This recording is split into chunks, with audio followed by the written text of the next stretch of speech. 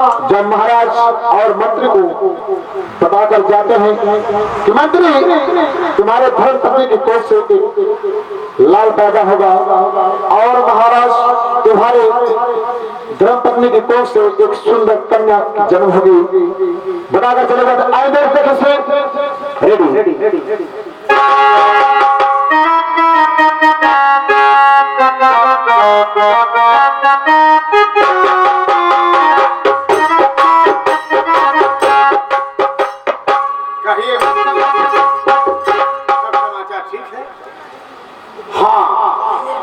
महाराज धर्मपत्नी ज्योति के तन से एक सुंदर बालक का जन्म हुआ है।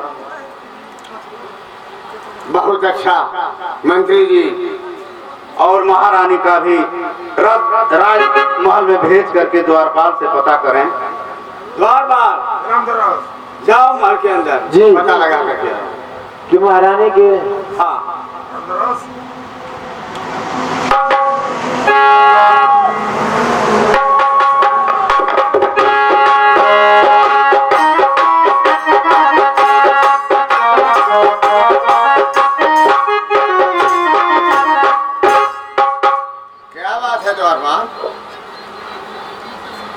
तुम्हारा चेहरा इतना उदास?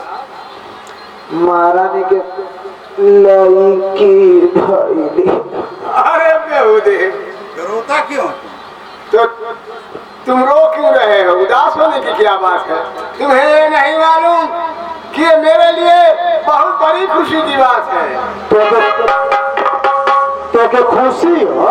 हाँ इनके खुशी मोहलिया में जाके देख लियो मारे मेहरारू घेर ले बनिया आ खिड़कियां खोल के देख लो महारानी मार चिल्लाते आई हम आई होगा। अरे गाथवा खुशी है।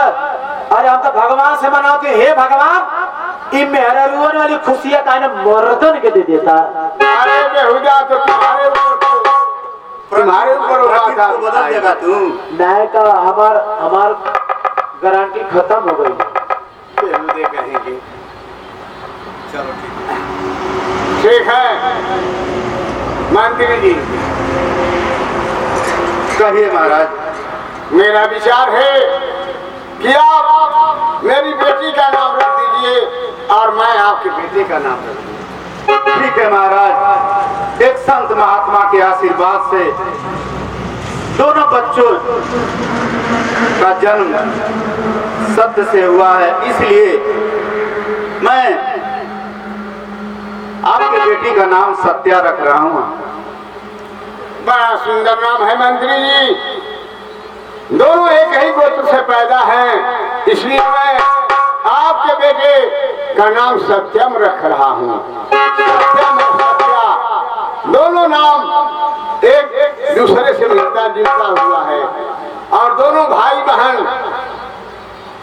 ठीक है, हंसी खुशी से रहेंगे। अति उत्तम नाम महाराज। लेकिन मैं आपसे एक बात कहना चाहता हूँ मंत्री, मैं आपके बेटे को गोद लेना चाहता हूँ।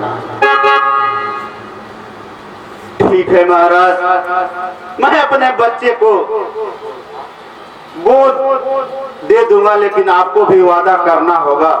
कहिए मुझे कि मैं भी आपके बेटी सत्या का कन्यादान मैं करूंगा।